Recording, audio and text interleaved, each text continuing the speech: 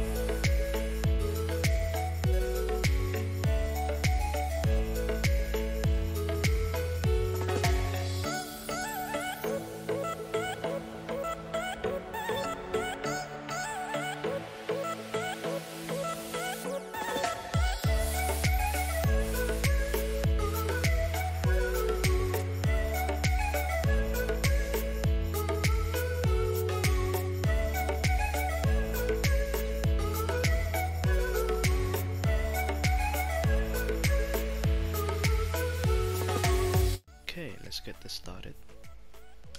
So, race, I'm a high elf. Now you can be any race you want. Dark elves are pretty good in PvP, mainly because you get both stats of Magicka and stamina. You also get the weapon damage and spell damage, and they have the resistance to burning effect, so it's pretty good overall. I'm a high elf in this one because I like to PvE as well. But also it's because of the passive that they have, which is really useful for stamina. So when you activate a class ability, you restore 640 Magicka or stamina based on whichever is lowest. So that's basically you get about 106 stamina every 1 second if you divide it by 6 every time you activate a class ability. Mundus, going for the apprentice, go for the extra damage. You can go for the mage for the extra Magicka if you need to, but I like to play offensive, and it also helps with the healing as well. Food wise, pretty much the go-to PvP food, Bewitched Sugar Skulls. Now, I'm going to go through this build is good for both CP and non-CP like battlegrounds, and this build is generally for any patch. So regardless of what patch, if there's too many information out there, just go with this one, and don't have to worry about collecting any other sets that's been changed. Champion points, pretty balanced. Get the resistance on Ironclad, spell shield. Keep it balanced. Sprint, not gonna really sprint too much, you got leap anyway. So, there's no need to put the extra points in the Arcanist, just put it into healthy. And then for the raw dodge.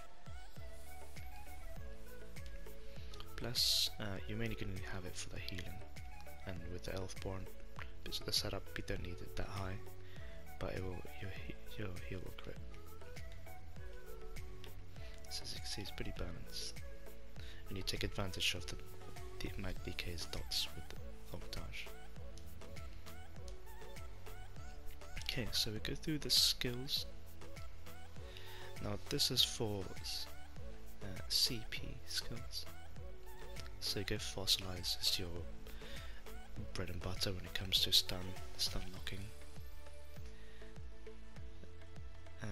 and it goes through block. There's not much to say about it apart from it's just really good. Deep breath, this is more of like a flex spot. Now I like using deep breath, especially when I'm outnumbered. Just pop that and you pretty much go back to full health. It also is good for if you get too close to a Nightblade or a Sork that's using Dark Deal or Dark Exchange, or there's your snipe. Use this and interrupts them and put them off balance. And then with off balance, you got Flame Lash. So people kind of misunderstand this ability sometimes. This is your main spammable, but it's also your burst heal. As you can see there, heals for 15,000 over 2 seconds when they're off balance. So take advantage of that. So as soon as someone is off balance, I attack him with Flame Lash, and then you'll also heal. So if you're low, this is a pretty reliable heal. Burning Talons, this is mainly to off balance and control the fight. As soon as you talons them, you can put them off balance. And also Wings. This one is really good for against casters and also snipes. So it's I personally run this over most abilities because there's so many snipers out there. First Asleep got the flame damage, but also gets the shield. So this is your main defense. Back bar, degen. This is just to activate the Major Savage sorcery on there. Armor pulls snipe stealth out, light blades out stealth. Burning Embers. What you want to do with Burning Embers really is you want to put this on as many people as you can during an encounter, because this will top you off at any point they die or it just runs out. Dragon Blood. This is your emergency heal. Usually what I'll do is I pop this at the start of combat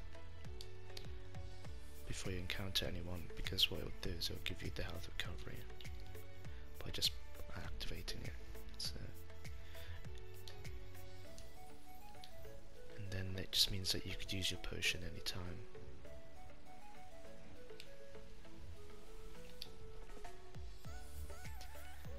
This isn't, still, even though it's been buffed, it's still not as good of a heal compared to other class heals, but it's better than nothing.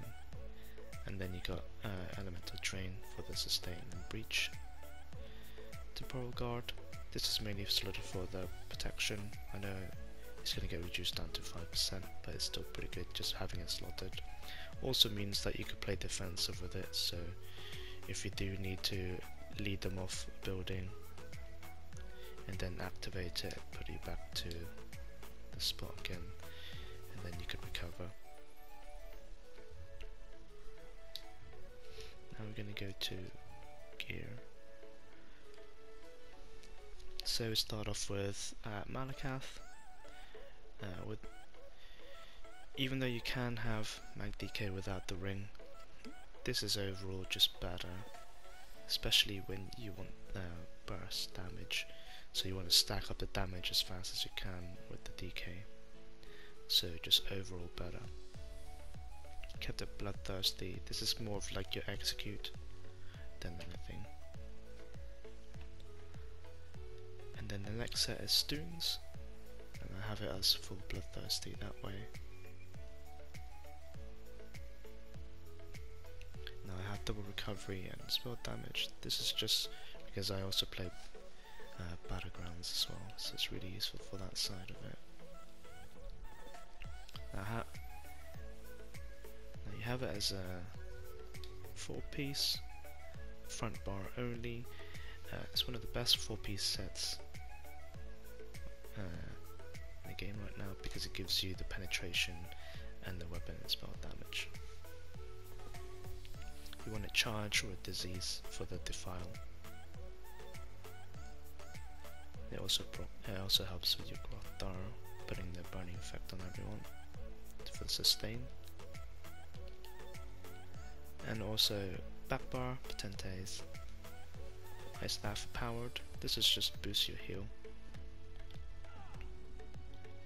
8% and Ice Staff on their weapon damage. You literally just use it for the block. As I said already, next set is Grottar. This is your go-to monster helm set. Gives you the damage and it also gives you sustain. Next piece is, yes, you guessed it, Eternal Vigor. This set is just too good. You could use it in any patch of the set unless they change something major.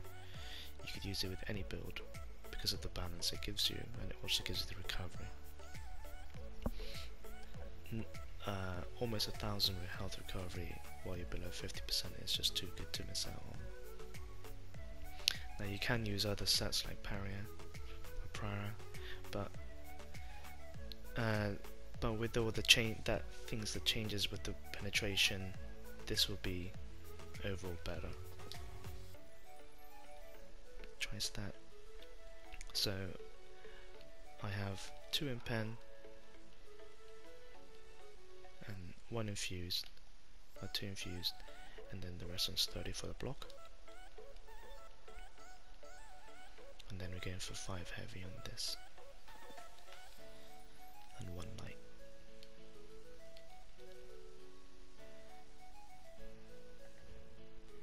Now when it comes to BGs, you want to change your skill, because with BGs, so on the back bar, change this one. I personally used Proxy. Now this is more of an activate and forget ability, so as soon as you activate it, this puts pressure on people straight away by just activating it. So they're always trying to avoid it by either trying to roll dodge or block, or just trying to run.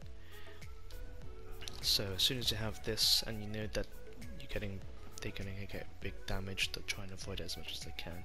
So this is more of a pressure skill, so I use this a lot. You don't rely on this ability, just literally activate it and then just go and try and kill them basically. And then sometimes this will kill them, which is a plus side. Now with the Dragonknight, generally what you want to do is you want to leap into Talons, and then as soon as they try and break free, then you could do your combo with the lash. So you want to leap, Talons, and then you got Burning Embers, and then just keep lashing, and then as soon as that runs out, Talons them again, they'll roll dodge, and then you'd fossilize them. So you're basically just wearing them down with their resource, and if you're outnumbered, just pop inhale, and then you get your health back. Yep, this is a simple build, but it also means that you could use this in any patch. So with a lot of proc sets, a lot of them can change. So if you're unsure what kind of build, just use this build. And then I'll show you some clips for BGs and also from Cyrodil. Okay guys, hope you liked the video. Subscribe and like the video, and I'll see you in the next one. Cheers.